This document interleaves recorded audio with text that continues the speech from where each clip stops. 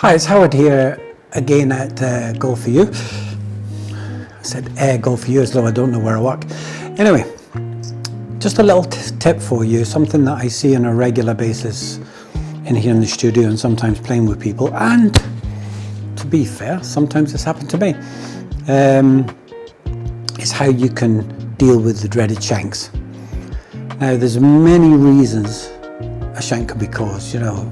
It could be in your grip, delivery, your hands flipping to the bottom, too much coming sort of out to in, too much coming in to out, all sorts of stuff. But unless, when you're practicing or you're playing, unless you're 100% sure you know how to fix this thing through a technical thought in your swing, don't even attempt it, because it'll just make it worse. A lot of times people don't kind of get when you're hitting a shank, obviously it's coming straight out of this part of the club, but because it hits that, club face gets shut. So when it hits the heel, club face shut. So what they do is, because the ball shoots off to the right, they try and shut the club face even more, because they're not actually fully understanding what's happening down there. That's when you, I suppose, get a dose of the shanks.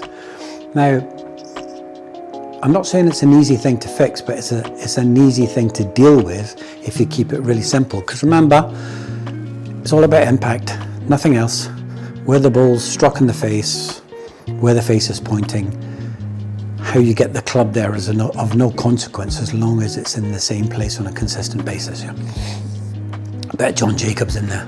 So how can we do that? How can we, when we're practicing, we start to get the shanks, or we're on the golf course, what could you do? Well, the golf course is a little bit different. I'll show you that one in a second. But on the range, easy thing to do is take one of your head covers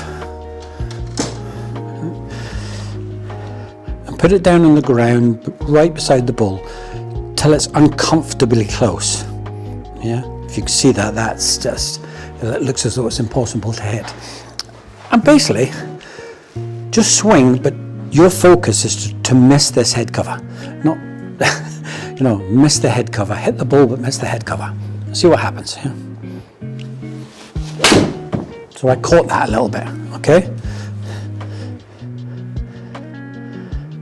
So that should show up as a little bit of a heel strike, okay? So maybe that was a bit close, and this is how you deal with it, okay? So again, I've got it even closer this time because I'm a sadist. Yeah. Now, if I keep doing that, if I feel I'm starting to shank it, and I keep doing that, I will start to get a feeling of how I can get the club traveling a little bit more into me, away from the head cover, a little bit, maybe even towards the toe. It'll take the shank away, trust me. And keep it that simple. Keep it when you're practicing. Do these type of things. Don't worry too much about the real technical stuff of what's going on around about here. That's something you work with your pro, coach. Try not to do it on your own. And also, you know, I know this is going to be on YouTube, but be careful what you're reading, be careful what you're watching. Try and keep it simple. Keep these exercises simple. It works for me. Doesn't mean it's going to work for you, but the simpler it is, the quicker you can get better at it. The more complex, you can imagine. Yeah?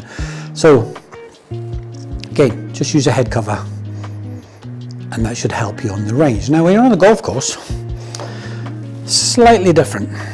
Slightly different. Now, I'm going to change clubs for this.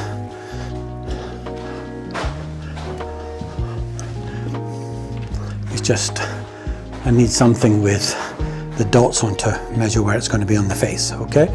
Now you're on the golf course and you're starting to get a little bit heel strikes and you're getting a little bit of a shank. If there's such a thing as a little bit of a shank's a shank, you know? Is what I'd like you to do is I'd like you to get through your round, but just try and hit it off the toe. Yeah?